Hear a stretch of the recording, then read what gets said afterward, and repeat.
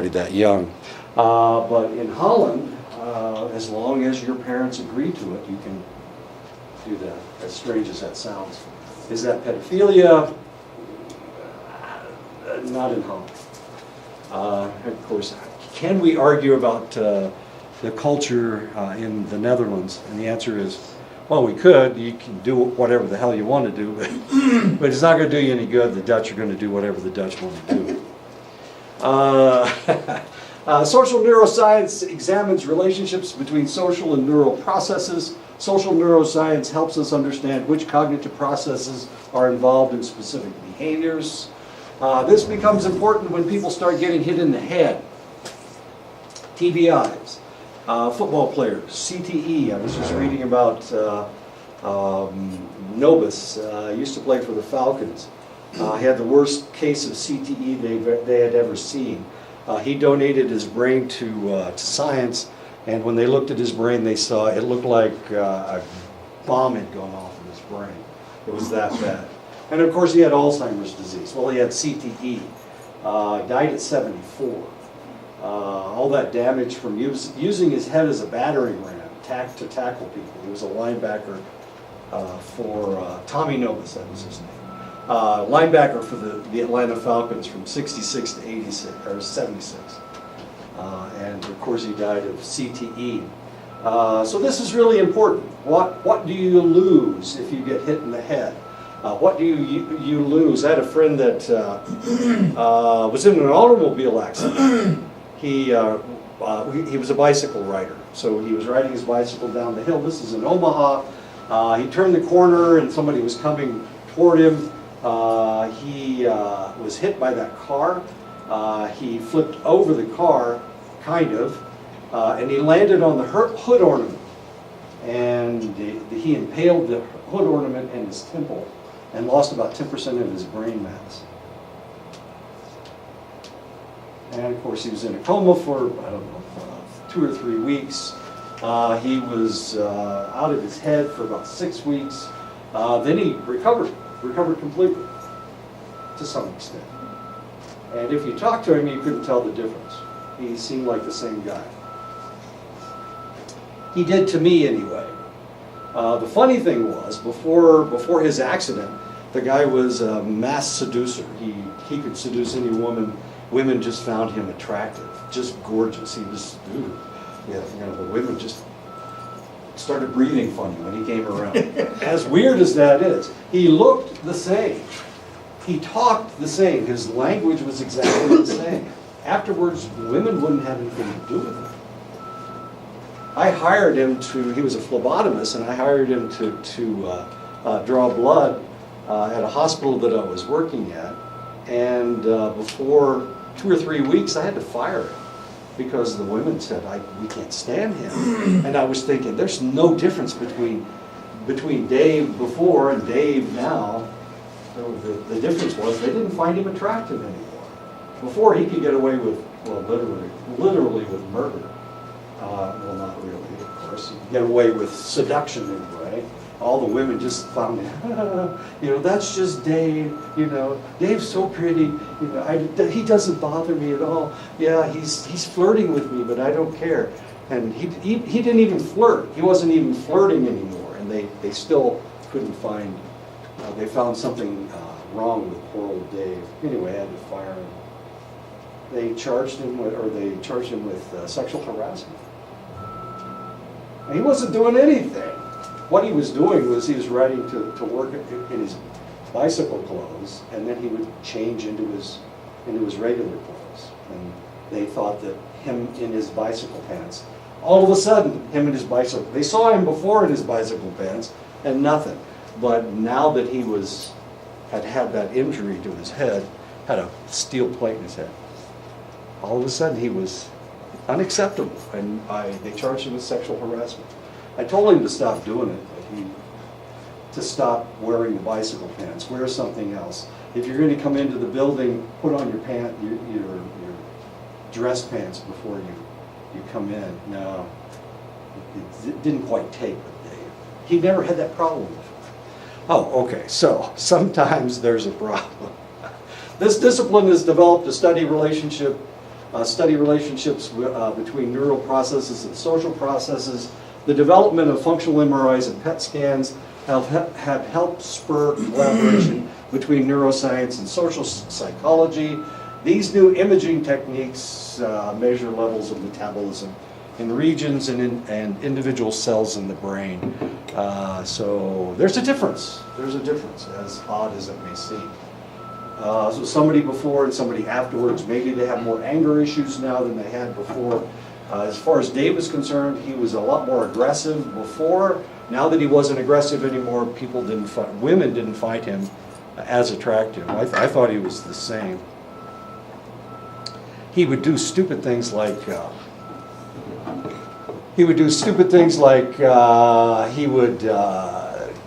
you would be in an elevator and we'd be going up to one floor, and I had to get off at the next floor up, and he would fart before he got out of the.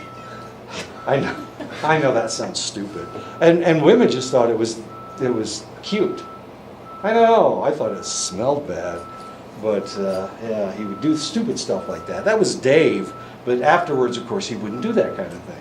And I thought he was a better person now than he was before. But women didn't find him attractive anymore. Evolutionary psychology looks to explain social behaviors that appear to be cultural universals. Topics studied by evolutionary psychologists include aggression, helping behavior, interpersonal attraction, love, and stereotyping. Of course, stereotyping is a serious problem. We have a question about immigration in the United States. And one of the things that that the president keeps doing, he keeps stereotyping the people coming across the border as negative. Of course, you really can't do that because there's what, 10,000 people there. He's trying to say that a lot of them are murderers and rapists coming across the border. Doesn't talk about the little kids, doesn't talk about the women.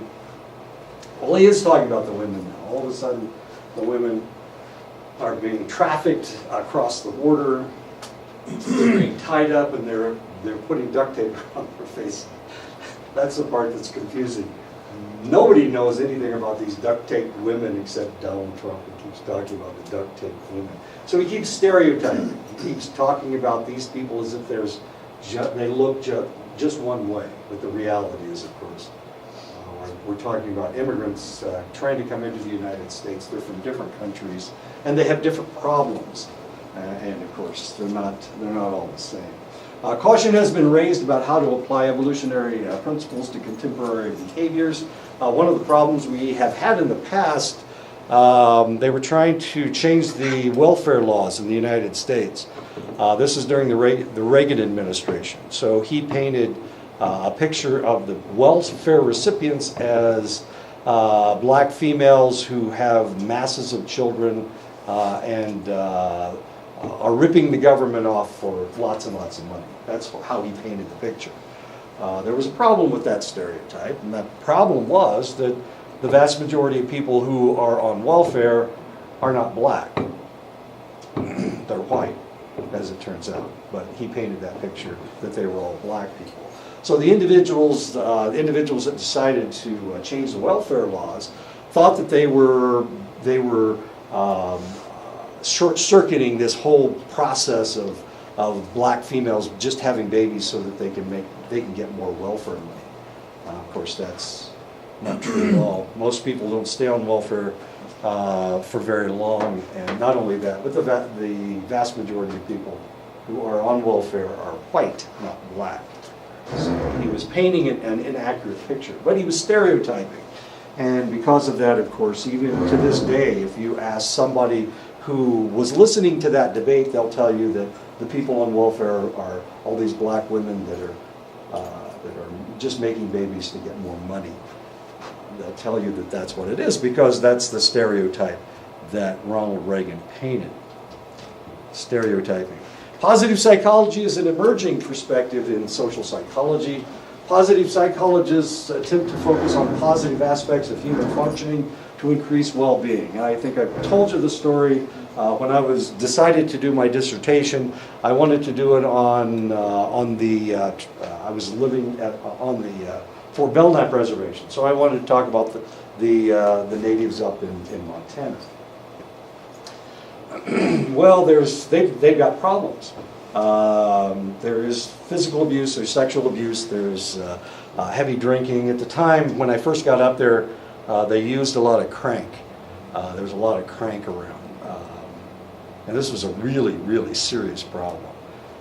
So everybody said, well, you know, if you want to help these people, you need to talk about the fact that they're alcoholics. You need to talk about the fact that they're susceptible to drug addiction. You need to talk about all the abuse on the reservation. I was thinking, you know, these are nice people. Why in the world would I talk about? Why would I paint a picture like they're all drunks? Why would I do that? That just fits the stereotype. Wait a minute. That just fits the stereotype of American Indians. Why would I perpetuate that stereotype? So I decided to do something. I decided to look at that population and find something positive to talk about. And there's a lot positive to talk about if you're talking about American Indians. One of them is resilience. And so I decided to show that American Indians were resilient. And of course that's my way of thinking. My way of thinking is we need to accentuate the positive and try to eliminate the negative. We need to do away with the negative. We need to not ignore it, but one of the ways to deal with something negative is to perpetuate the positive. And of course that works to some extent. It really does work. The problem, one of the other reasons that I was dealing with resilience is because they were having a problem with adolescent suicides on the reservation. Really serious problem. And I thought if we can show that this population is resilient as other populations around the world, then we can tell this population, look, you are resilient, and if you can get past this, then you're going to live a long and happy life. And that's actually what the results of my research said. But it was positive psychology. I was looking at the positive rather than the negative. But there was a complaint on the reservation. They didn't want me to do my research. Any idea why I couldn't do my research? Why they didn't want me to do my research? What was your research about? Resilience. I was trying to show that the population was resilient. I know. Does it undermine funding for other programs? Okay. Money. It's always about money, isn't it? Yeah. They said if you show that we are resilient and you show this positive aspect, then we won't be able to get as much funding for suicide. We won't be able to get as much, especially for alcohol abuse. They were afraid they'd lose some of their funding. So they didn't want me to say anything positive. They wanted me to perpetuate the stereotype so that their funding wouldn't be interrupted. Does that make sense? It actually does, because they were dealing with a lot of money. Didn't make any difference. Nobody read my research anyway. So, and the sad thing is that after I left, and I don't know if this had anything to do with me or not, but after I left, the suicide rate actually increased. But it mostly increased in the college population, not in the high school population.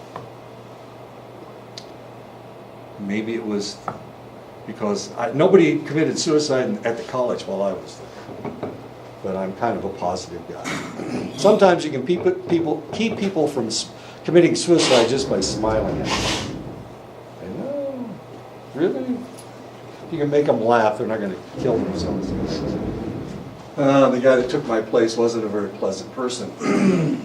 Positive psychology's main emphasis is to teach people to avoid harmful self-deceptions while still maintaining a sense of realistic optimism about life. And of course, that's positive psychology. Morality is one of the areas focused on by positive psychologists. These psychologists focus on standards of right and wrong to understand how moral judgments help or hinder social relations. So I consider myself a positive psychologist. I was working with an individual at Ashford, the last institution where I taught, and we were both positive psychologists. So we were trying to pump a positive attitude into our students as much as possible. The other one wasn't. He was a cognitive psychologist. What a pain in the ass he was. Anyway, there you go. End of chapter 1. Finally, I finished chapter 1. We're going to talk about research. Research in social psych. Of course, you're all doing research. You're looking at other people's research. You're participating in other individuals' research. That is one of your assignments each week, is to go onto the social psych website and do research. So wait a minute, what if you haven't done it yet? Was that an F for last week and an F? No. I just want you to get it done, okay? Just get it done by the end of the damn semester. We got 15 weeks. Oh my God, I'm behind. Yes, sir. Is that on Black, is the link on? Blackboard, yeah, it's on. Oh, okay. Yeah, it should be on there. Yeah. Yeah. So don't worry about it, okay? Just get it done. My point is, I know I could force you guys to do everything when I wanted you to do it, but the reality is I'm not going to teach you time management. We'll let Christine do that. We'll let Sarah do that. I'm not Let gonna, your GPA. yeah, we'll let anybody else but me do it. As far as I'm concerned, I just want you to accumulate this information. If you do it in a timely manner, it's a little bit easier. It's not so hard at the end of the semester.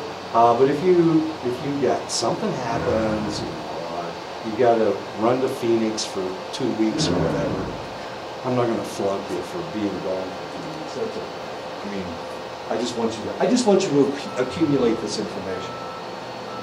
And if you do it all in the last 5 weeks of the semester, that's the way you do things. I'm a procrastinator too. I didn't grade last weekend because my wife was here. But no, my wife was here, so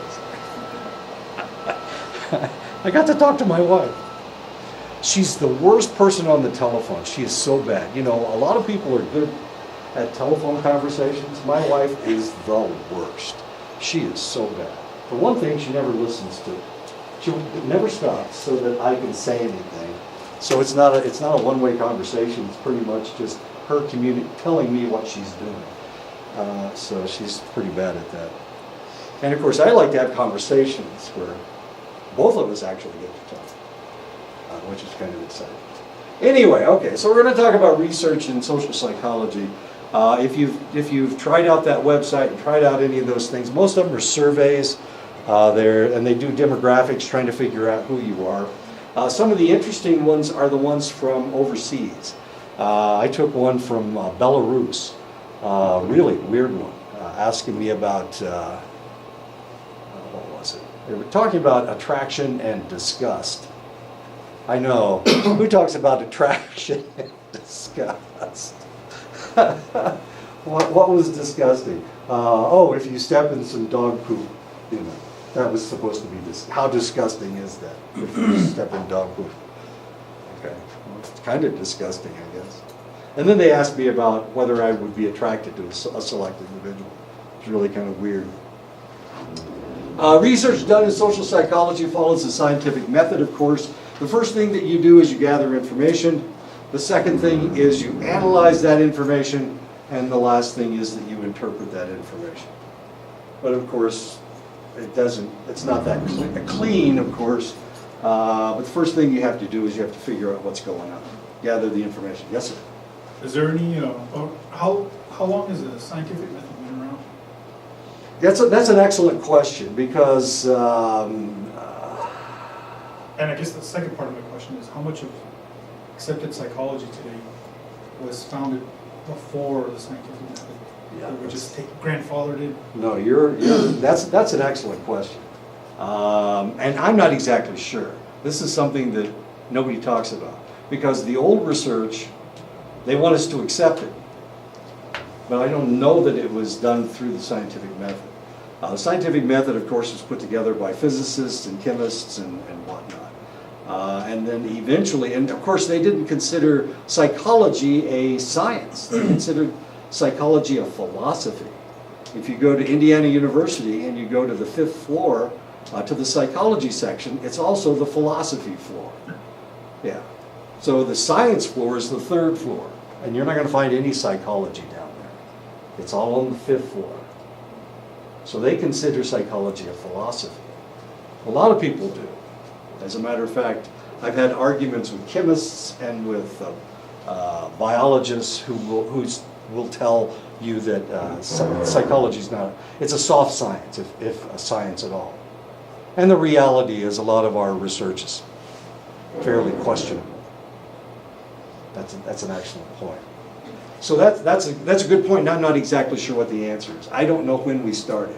I would guess that different schools that were funding psychological research, they started earlier than other schools.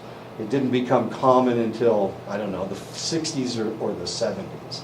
So the research you get from the 40s and 50s potentially didn't follow this.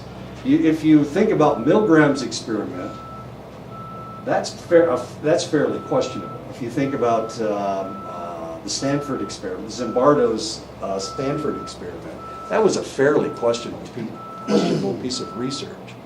And we're going to talk about, in the 70s actually, the IRB started. And of course that's a big deal. But psychologists would like you to think that all the information that we have comes from legitimate research. But some of it has to be questioned. I mean, Milgram is definitely questionable. So they didn't start this whole IRB process until the 70s, and it didn't start in every institution. Harvard, even to this day, is not APA approved, as interesting as that is. Yale is. All the other Ivy League schools are, but not Harvard. Harvard won't play the game. They just don't do it. So that's an excellent question. And it's something to think about. So some of the stuff in your book, sometimes we're talking about something and you look it up and the research was done in 1985.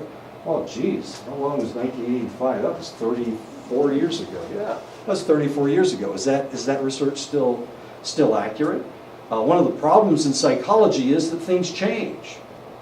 I mean, it changed. The internet didn't start till 1993. So things change over time. People used to just watch television. Now you can watch anything you want. So potentially we aren't seeing the same thing. Maybe you guys go on Netflix every night and watch Game of Thrones. I don't know, whatever you watch. Maybe that's the only thing you ever watch.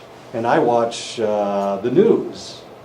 I turn on the news. First thing, I turn on CNN every night. I know, I watch Anderson Cooper. Or Aaron Burnett. If I get home early enough, I watch Aaron Burnett. But maybe you guys never watch the news. I'm seeing something different from what you watch. When you turn on your computer, what's the first thing you look at? Probably your email, right? Isn't that what you look at? MySpace. MySpace. Oh, yeah, nice. Does it even exist anymore? Does anybody look at the news? Just the two of us, okay. Are we watching different news? I'm sure. Yeah, okay. I just look at CNN. I don't watch ABC. Yeah, I got CNN. I don't watch fake news. Oh, okay. Fake news, exactly. Exactly. That's a problem. Fake news. Well, with the Mueller report, we'll find out just how fake that news was. I'm guessing. Yeah, so, and I didn't read my email until last night from yesterday. I know, I had like 50 of them. They were all yelling at me about one thing or another. Francis Bacon in the late 1400s. That's when the scientific method started, but not with psychology, because psychology Psychology started off with philosophy, like you said. Exactly. Yeah. Sure. And Freud, of course, he didn't do any experiments. So people say, well, Freud can't possibly be accurate because he didn't really do any experiments. What did he use? He used case studies. So, and that's not accurate. Well, no, maybe not, but of course for the 1860s it wasn't too bad. I mean, it was fairly good. Nobody in psychology was using the scientific method at that point.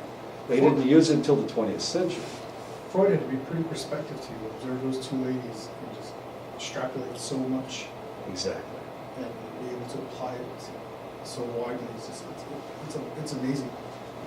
Yes, it was. But of course, where was he at the time? He was in Vienna, Austria. What does that have to do with the United States? Well, maybe nothing. But he seems to have been accurate, I agree. He was kind of an amazing fellow. He was a brain surgeon. So he understood all these things. or at least he looked at these things. But then again, some doctors don't understand things. Some doctors just do their job. They're like mechanics for the body. And they don't look outside the box. They don't think in any other way. This is what it normally is, therefore that's what it may be this time. And so I'm going to treat you the same way I would treat that person. But you're not that person, you're somebody else. It's like every time I tell the doctors I'm not sensitive to opiates, it doesn't register. It just goes right over their heads. They don't understand. Everybody's sensitive to opiates, aren't they? No, about 5% of the population isn't sensitive to opiates. Is it possible that I'm one of 5% rather than one of 95%?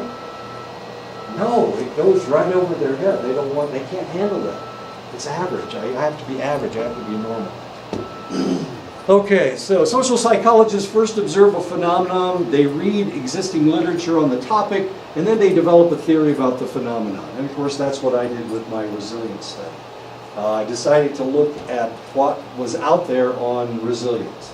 And there's tons of stuff about resilience. Then I looked at, what about resilience among American Indians? And the only research that had been done about resilience and American Indians had been done here on this reservation, not up north with the Northern Plains people. Now, I'm not real bright, but I'm smart enough to understand that the difference between the Southwest tribes and the Northern Plains tribes is there's probably something different between the two groups. So I tried to find whatever I could about the Northwest, about the Northern Plains. Montana's actually the Northern Plains. Northwest is. See, and you can't even talk about, most people don't understand that. If you're talking about the Northwestern tribes, you're talking about the Colville, you're talking about the Spokane, you're talking about mountain tribes who eat different food. If you're talking about Northern Plains, you're primarily talking about buffalo eaters, buffalo hunters, fish gut eaters. That's a joke because the Blackfeet call the grove on fish gut eaters. They live on a river, so they call them fish gut eaters. It's only a joke to the Blackfeet. Okay. But, there's a difference. There's a difference in their language. If somebody from the Northern Plains calls you moose, it means you're as strong as a moose. Strong like moose. If somebody from the mountains calls you a moose, it means you smell like one. Strong like moose. Which is kind of funny. So if you have to know who you're talking to as to whether they've insulted you or complimented you, as to how that goes. I was strong like moose a lot, but usually it had to do with the fact that I was in a sweat, and white guys have a stronger odor than native. Anyway, we won't go into that. Theory is an integrated set of principles that explains and predicts observed behavior. So you have to create a theory from all the information that you have. While basic research can be characterized as research that is not applicable but advances scientific knowledge, applied research increases the understanding of and solutions to real-world problems by using current knowledge. So what we do in social psychology is we try to do applied research. This is going to fit this is going to fit a population.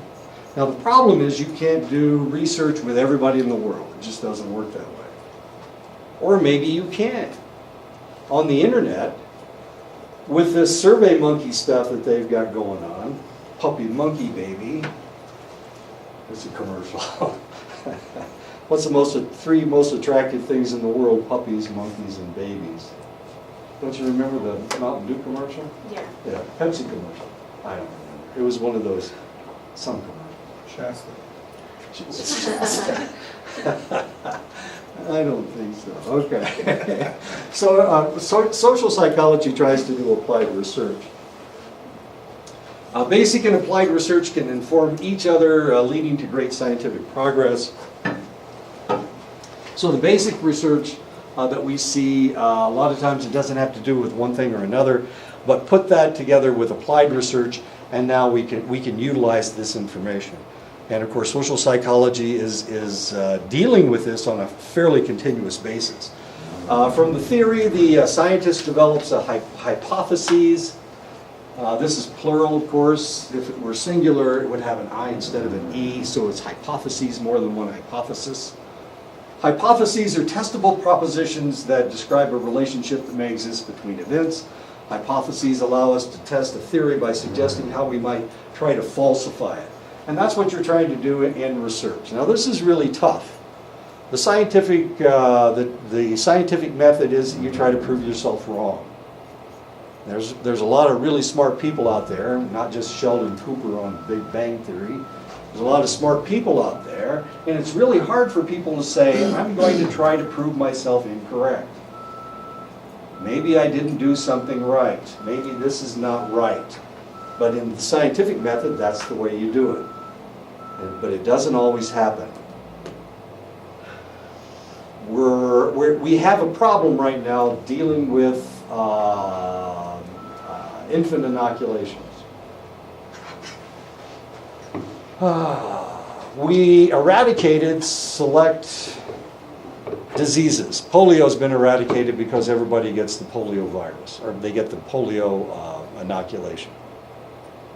They get inoculated for polio. We've eradicated it. Doesn't exist anymore, except in select pockets around the world.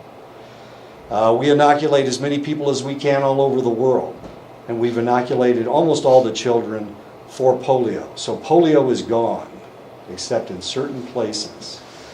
And those certain places are mostly war-torn areas where medics can't get in to inoculate the children. There's a pocket in Syria. There's a pocket in southern Turkey and northern Syria that among the Kurds, because the Turks won't let us get in there to inoculate those guys. There have been polio outbreaks in those areas. Other than that, it's gone. We had eradicated measles. We didn't have a single case of measles in 2001. And then states started giving parents the right not to inoculate their children. Select states did. And now we have a measles outbreak going on in a southern county in Washington, the one that's right next to Portland. Clark County, I think it is. They had a measles outbreak. They had one here in Arizona 3 years ago. Yeah. Maricopa County. It's because people weren't inoculating their children against the measles. So there was an outbreak. Somebody in prison had it. And they went to go visit the person, and that person had kids with them. And those kids hadn't been inoculated against the measles. Kids went to school, and Those kids that hadn't been inoculated got the measles. Measles, this is not a game. This is serious stuff. You may have 90% of the children that aren't going to die from the measles, but that still leaves you 10% that are susceptible to it. Up in Clark County, the figure is only 8%. Only 8% of the parents didn't inoculate their children if they have an outbreak of it. We had eradicated it. It was gone. But it was still around, of course, in select individuals. And evidently the guy in the prison had measles. And unfortunately, he came in contact with somebody who hadn't inoculated their children. And this is a really serious problem. It can be, because measles kill people. We're going to talk about the flu. In the next class, we're going to talk about the flu. Babies die of the flu. So do you want to give them a flu shot? Maybe not. But you need to give old people the flu shot. They're immunocompromised. They tend to be more immunocompromised. Children's immune system doesn't mature until they're 2 or 3 years old. So they're more susceptible. And this is the reason that children die from these things. From childhood illnesses, measles, mumps, chickenpox. All of these things used to kill children. Whooping cough. They had a whooping cough epidemic that swept through Iowa. It was horrible. And a number of children died. Wait a minute, nobody dies of the whooping cough anymore. Sure they do, if you don't inoculate your kids against the whooping cough. And they had an outbreak in Iowa. And kids died. That's the way it works. Yes, sir. Yeah, my son hadn't gotten all of his inoculations yet. He was really young. Yeah. You know, they take several years to go all the way through. Oh, yeah. and he got sick. He caught whooping cough and got pneumonia, and his lungs filled with Fluid, He ended mucus. up in the hospital for about a month in Flagstaff. He had a hard time because he was so young.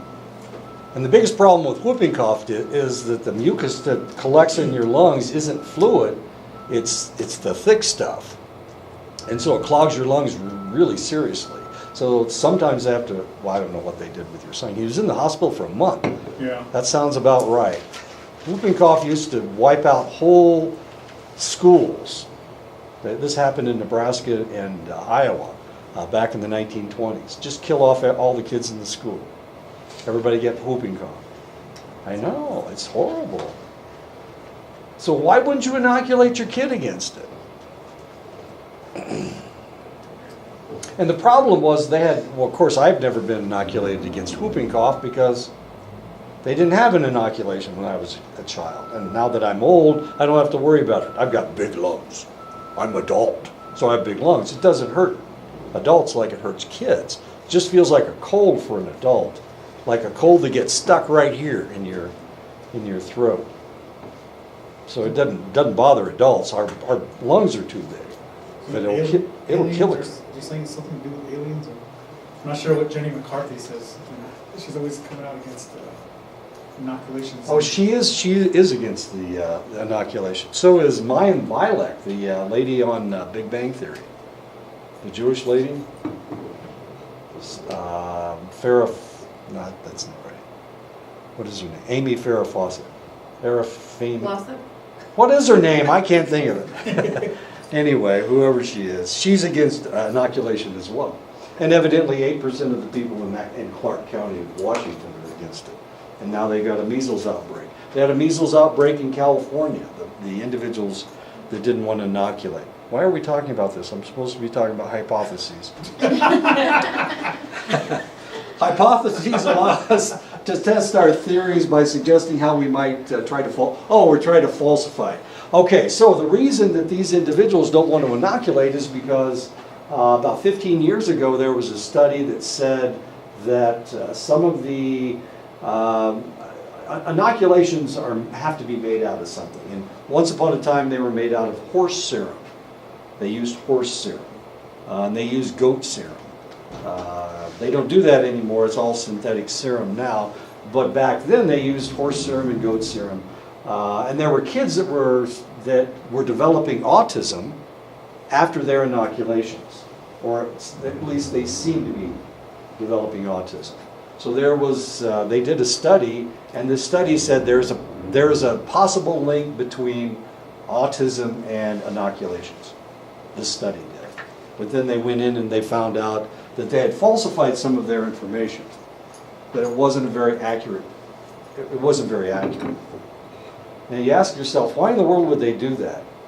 Well, they did that because, well, one of the reasons, a lot of times it has to do with, money. Okay. So why would they do that? Well, what they wanted, they were being funded by a synthetic serum company. So what they were trying to do is they were trying to get people to stop using horse serum and goat serum, which was a lot cheaper. But they wanted them to use this synthetic serum. Of course, since then, the synthetic serum has become much less expensive. It's much less expensive to manufacture. But at the time, of course, this was a huge change. So they falsified some of their information. We see this all the time in pharmaceuticals, especially if we're talking about billions and billions of dollars. Pharmaceutical companies are some of the richest companies in the world. And saving money is really important, as it turns out.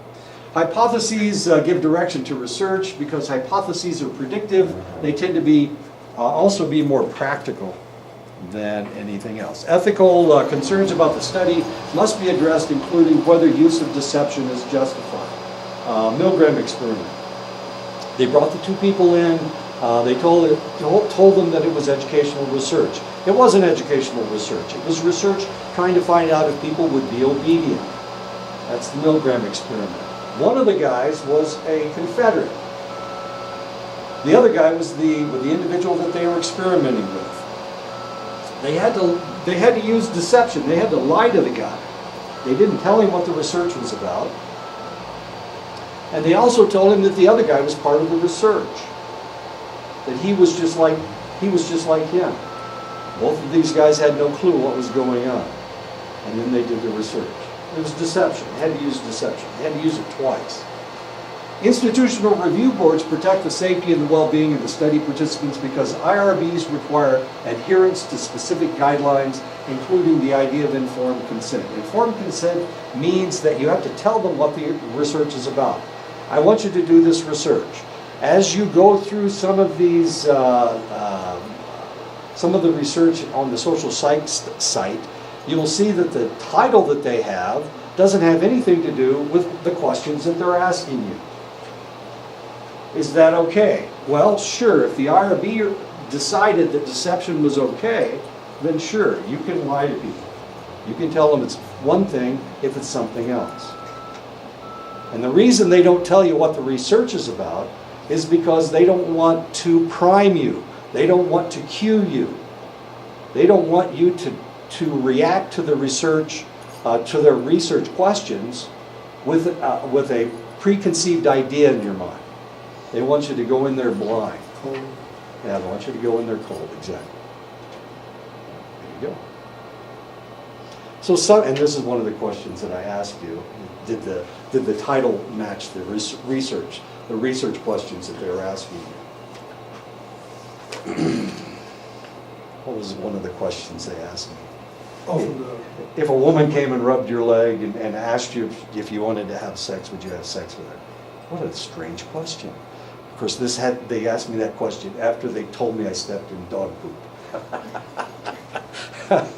The idea was that, the idea theoretically was that I would respond to a select individual in a romantic manner. How about that? Okay. But if I were disgusted, would I react the same way to this individual? So they asked me that question twice. First they asked me that question cold, right at the beginning, and then they talked about dog poop, and they talked about getting your hand full of slime in your I don't know, something or other. Anyway, they were trying to disgust me, and they wanted to find out if being disgusted would make me less receptive to this select individual who doesn't exist, and it was fantasy anyway. It's really kind of a fascinating piece of research. They were trying to find out if disgust made you not want to have sex, I guess. The independent variable is manipulated by the researcher. It is the variable presumed to cause the change in other variables.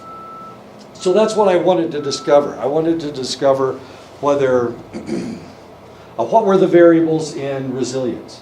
What causes resilience? One of the things I looked at was age. Are older people more resilient than younger people? I looked at education. The more education you have, the more resilient you are. Another one was trauma. I measured the amount of trauma these people had had during their lives, and I tried to determine if trauma affected their resilience. Another one was culture. I measured their culture, their level of culture. And I tried to determine whether culture had anything to do with resilience. And there was one more.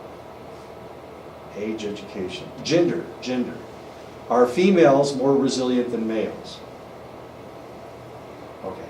And so my independent variables were age, education, level of culture, trauma, and gender. Those are my independent variables. My dependent variable, just a second. My dependent variable was resilience. Yes, sir. how many of your independent variables were self-reporting? They all were. Wait a minute. No, that's not true. Well, everything was because it was a survey, so everything was self-reported.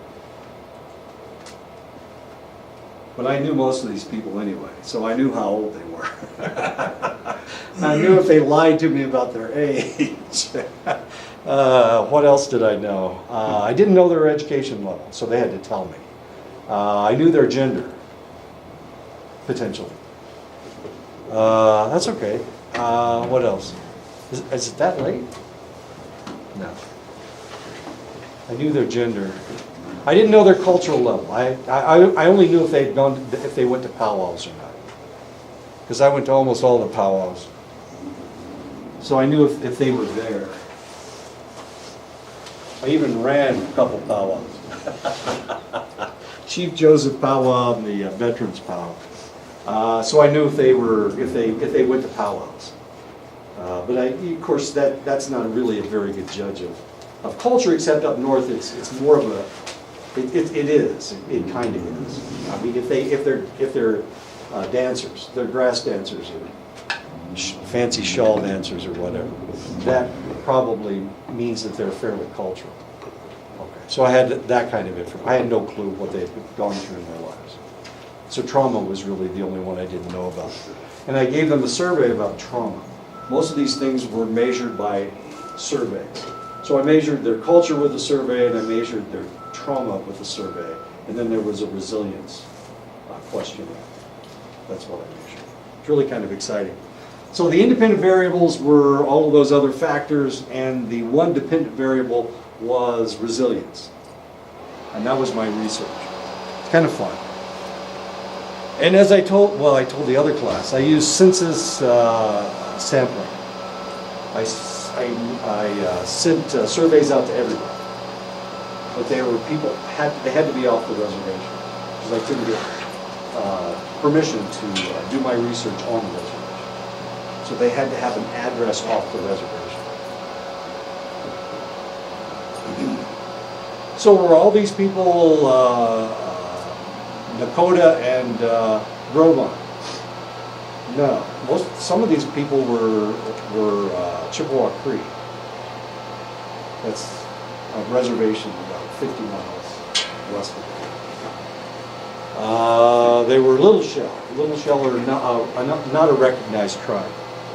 So some of these guys were Little Shell, and the rest of them were Groban and Nakota. Experiment is not just another word for study. It has a particular meaning. The experimenter manipulates independent variables, and that's what I did. They use random assignment to put people in groups or conditions, and in this case, of course, I used census sampling, so I didn't have to use any random sampling. They measure the dependent variable in their experiment, and they control all other variables as much as possible. And in my case, the one thing that it was suggested to me that I didn't use was spirituality. And I thought, well, this is a can of worms, isn't it? So let's talk about spirituality. Well, on that reservation, it's a Catholic reservation. The Catholic missionaries were the ones that built churches there. Initially, it was Presbyterian, but they left. They were gone. So it was a Catholic reservation. The other spirituality that was on the reservation was traditionalism. So there were traditionals, and the Catholic Church, of course, had kind of incorporated traditionalism into some of their religious practices. But there was a third group on the reservation. Well, there were four groups, but the third group was a group of evangelicals. So the evangelicals were kind of interesting people. These individuals would not capitalize their last names if they had Indian names. So they didn't capitalize their last names. Now, normally you capitalize your last name. Everybody capitalizes their last name, except this group of evangelicals. And that was the way that they combated the traditionalism that they were Indians. They were trying to show that they were evangelical Christians. And they did that by not capitalizing their last name. And then there was a fourth group, and that was a group that didn't care one way or the other. They weren't Catholic, they weren't evangelical. They sometimes went to powwows, they sometimes didn't. Okay. So they weren't very traditional either. So there were four different groups. And I thought, if I do this, it's going to, I'm not really going to get any good information. And the other thing is I'm going to be opening that can of worms and putting that in everybody's faces, and I didn't want to do that. It's a really controversial aspect of the reservation, whether you go to this church, that church, or you go to powwows. Because evangelicals aren't allowed to go to powwows. It gets so strange. Of course, not all evangelical groups are the same. With this evangelical group, the log church, they had a log church. They didn't believe in anything that had to do with traditionalism. How does an experiment show cause and effect? The groups are equivalent at the start of the experiment, of course. They experience different levels of the independent variable. In this case, of course, I was just taking individuals, and they're the ones that determined their level of independent variable. They're the ones that told me what their age was. They told me what their education was. They told me what their gender was. What else did they tell me? And of course, they took the survey and told me how much trauma they'd had in their lives. They don't experience any other differences because everything else is controlled, kind of. And of course, I couldn't control anything else. So if the groups are different at the end of the study, it can only be because of the difference in the levels of IV, the levels of the independent variable. Internal validity refers to making sure that nothing else besides the independent variable can affect the dependent variable.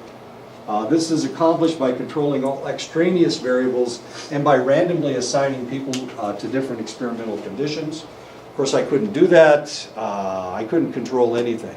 I just wanted information. I just wanted to know how they did on the resilience scale. I measured their level of culture with an instrument from California. Yeah. Did you use more than one resiliency scale? I didn't. I just used the one. But there was one from down here, but I decided not to use the one that had been used on this reservation because it was specific to this reservation. So I was afraid to use that resilience scale. I used an international resilience scale. Yeah. That would have been logical. Actually, the study that was done here used another resilience scale, an international resilience scale, with their Navajo resilience scale. But I didn't. That could have been your dependent. I mean, it could have worked. Assigned them to Well, it different- potentially could have worked, but the problem was that I didn't like the international dependent resilience scale that they used. I didn't think it was very accurate. Didn't ask as many questions. I didn't think it was as specific. The one that I used had been developed using old people in Washington State. It was a nurse's resilience scale. And as it turns out, the lady that put it together was actually living in Billings, or right outside of Billings. So she was from Montana. She'd gone to, and I was in Montana. So I thought her resilience scale was probably a little bit more accurate for people in Montana. And the other one was made in Southern California. The other international scale was made in Southern California. So the question is, are the people in the Southwest different from the people in the Northwest and the Northern Plains? And the answer is yeah, there's some difference. Okay, I forgot where we are. Okay, we're talking about internal validity. Okay, internal validity is established by controlling all extraneous variables and by using random assignment, of course. And I didn't do that. I used census assignment. I tested everybody. Even with random assignment, there is a small probability that different characteristics of people are distributed differently across conditions. To guard against misinterpreting results, scientists calculate the probability level, or the P level. And if you've had, has anybody had statistics? They talk about P levels all the time. Probability of this just being a random result. So your P level has to have a certain level. You have to have a certain level of probability. Is that 0 to 1? I'm sorry? Is that 0 to 1? Yeah. Yeah. So it's usually 0.000. You know, the more zeros you have, the more accurate it is. That tells you that the probability is very, very low. That it was random. That this result is random. Okay. External validity is the extent to which the results of the study can be generalized to other situations and other people. And this was, this is kind of a problem with psychologists. A lot of times they do a study and they pretend that it represents everybody in the world. Or they pretend that it represents everybody in the United States. Or everybody. And I could have done that. I could have said, well, look at this. American Indians have this level of resilience. But of course I didn't say that. What I said was, this reservation, the people from this reservation have this level of resilience. I didn't try to equate it to Navajo. I didn't try to equate it to the Cherokee or the Chickasaw or the Choctaw or anybody other than the people up north. I didn't even try to equate it with other tribes in Montana, who are all northern plains tribes. Cheyenne, the Crow, there's four tribes of Sioux on Fort Peck. Who else is there? Salish and Kootenai, of course, are mountain tribes. Blackfeet, of course, are plains tribes. Anyway, but I didn't equate it to any other groups, just to this one group that I had tested. So this group of American Indians have this level of resilience. That's what I said. And I didn't say anything about any other groups. Does it have external validity? Well, I mean, other people have to make that decision. My research has been used by other people doing their research 24 times. So I don't know what they're saying about my research. I have no idea. I don't know if they're trying to say, look, American Indians have this level of resilience. Bradway said this in 2012. Since Bradway said it in 2012, it must be accurate for all American Indians. You know, well, I don't know. I have no clue. I don't know what they're saying. I just did my research, and now they're looking at my research and they're using it in their research. So does it have external validity? The only place that it's published is in China, as strange as that sounds. So if you look at all the libraries that have my research in it, there are 3 libraries in China that have my research, and there's 1 library in the United States that has my research. And there's a library in France that has my research on 5. What does that mean? I don't know. Evidently the Chinese like my research. I haven't quite figured that out. So does it have external validity? Well, to the Chinese, evidently it does. Mundane realism is the extent to which an experiment is similar to real-life situations. And of course, we were talking about resilience, so it does have mundane realism. Psychological realism is the extent to which the psychological processes triggered in an experiment are similar to psychological processes that occur in everyday life. And of course, that was what I was trying to do with my research. I was looking at resilience, I was looking at trauma, I was looking at age. I mean, it's really hard to change your age, or to be younger than you actually are, or to be older than you actually are. Field experiments, more natural settings lead to easier generalization. Less control leads to less assurance about cause and effect. The reality is I couldn't say anything about the reservation because I didn't do my research on the reservation. If they lived on the reservation, I couldn't test them. So these were just American Indians living in and around, living around the Fort Belknap reservation. It wasn't anybody living on the reservation. I had tons of friends from the reservation that wanted to help me with my research, but I couldn't let them do it because I agreed not to do my research on the reservation. I couldn't get the tribe to agree to it. Unfortunately, and the reason was because, well, you know the reason. I already explained to me what their reason was. It had to do with money. They didn't want to lose their funding for alcohol dependence and suicide. Suicide was a really hot topic. Now remember, these guys are Catholic. And if you're Catholic and you commit suicide, they can't bury you in the same place that they bury everybody else. You can't be buried in hallowed ground. So a lot of these, if there was suicide, they tried to pretend it was, he was cleaning his gun and somehow the barrel got in his mouth and he shot himself. I know, what a surprise. Yes, sir, I'm sorry. I was just gonna say that I can see how the Chinese would value your information, your study, because if you just take out the American Indian part, you can also look at it as a study on semi-isolated communities. There you go. Resilient and semi-isolated Right. communities. And everybody, whether it's Native American or punk rock or whatever, everybody has a culture. That's an excellent point. You understand the Chinese then? Chinese are a little bit different. They have like 250 different groups in China. And they have problems with other groups. Lab experiments are unnatural, have unnatural settings. They may limit your generalizability. Most of the studies that we talk about are experiments in a laboratory. Milgram's experiment was in the lab. The Zimbardo's experiment was a laboratory experiment. So a lot of them, but you can't really generalize this information. It's easier to control, the easier control leads to stronger causal claims.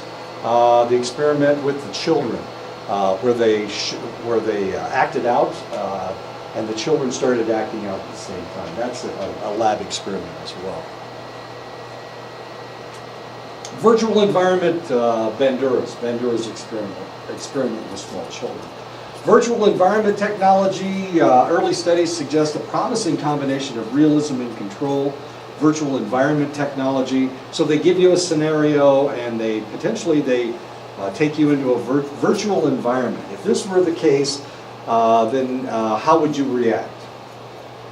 Virtual environment. Web-based studies, and of course this is what you're doing web-based studies. When you look at those experiments, they're able to recruit a lot of people. They run studies remotely.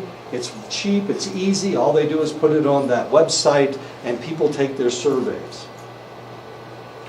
So they could potentially get tens of thousands of people reacting from all around the world. So they can generalize their information by looking at where you're from, if they ask you that question. Males and females. Usually they don't talk about transgender or LGBTQ communities, but I mean potentially they could. So they could be finding out all the differences between different groups of individuals. People in the United States, people in Russia, people in China, the Chinese are very technological, especially in the cities. My goodness, they don't use money anymore. They just use cell phones and chips and stuff. I don't know.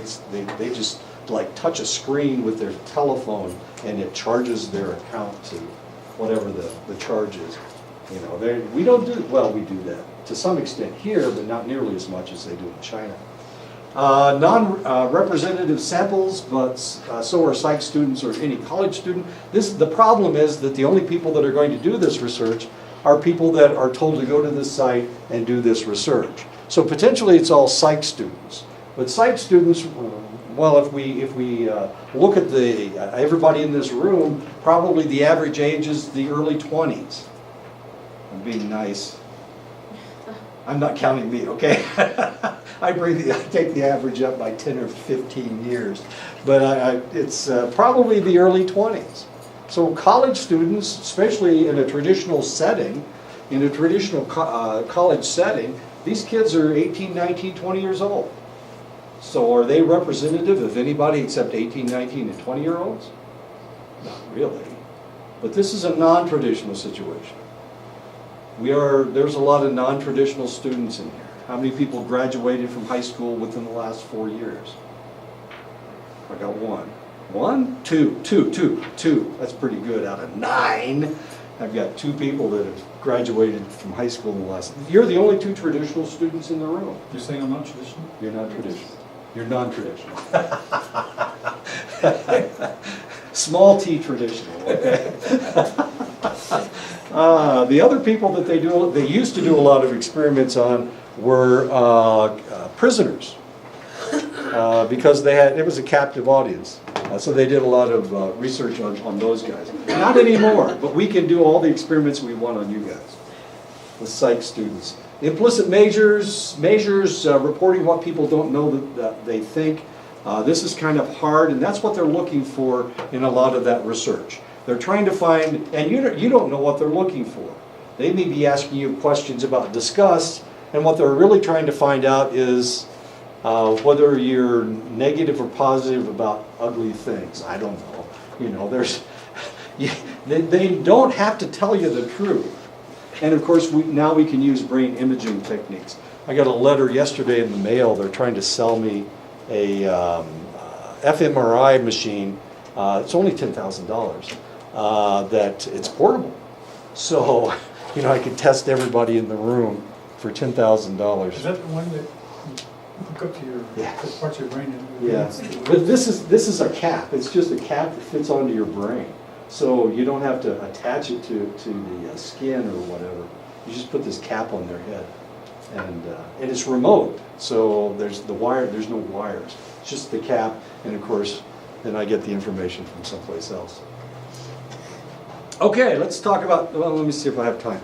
We'll talk about it anyway. Dr. Belvedere observed that his female students complained about their boyfriends more than they did about their husbands, while men complained about their wives, but rarely complained about their girlfriends. Are you getting the picture? Women complain about their boyfriends and not their husbands. Men complain about their wives, but not their girlfriends. So women and men they do everything opposite. Does that make sense? Okay. So women are complaining about their boyfriends. Men are complaining about their wives. I complain about my wife all the time. All right. So Dr. Belvedere decided to do an experiment. Dr. Belvedere theorized that women treat men differently when they are dating than when they are married. Does anybody disagree with this so far? Okay. This made women complain more before the wedding and men complain more after the wedding. So there's where the difference comes in. Women complain more about their boyfriends. Belvedere hypothesized that women believe that if they marry a man, they will be able to change all of his faults. Is that right? You don't think so? I think that's what my wife thought. Poor thing. He also hypothesized that men believe that if they marry their girlfriends, things will remain the same as they were when they were dating. In other words, they'll act exactly the same way. I know, men are stupid, I swear. Yes, sir. You can almost get a snapshot into this gentleman's psyche just by reading his ideas about what he thinks, how many women think. There you go. Well, yeah, and probably Dr. Belvedere's not married at all. So he's just making all this stuff up. It could be that Dr. Belvedere's gay. Because he has no clue about women. Obviously, he's got no clue about women. But then again, most males have no clue about women. We don't understand you guys. I've been married 3 times and I still don't understand anybody. I've been married for 40 years. And my wife surprises me practically every time I talk to her. I'm trying to get her to buy a new car. I want her to buy a car that will go in the snow. It's cold up there. They've got 2 feet of snow on the ground. And none of it's going away. She's in the polar vortex. She's up in Iowa, over by Chicago. It was minus 50 in Chicago. It's minus 55 where my wife lives. I want her to get a new car that will go in the snow. I worry about her. She's got like this much clearance. It's like my anyway, why don't we stop right here? We'll pick this up next time. And I'll complain about my wife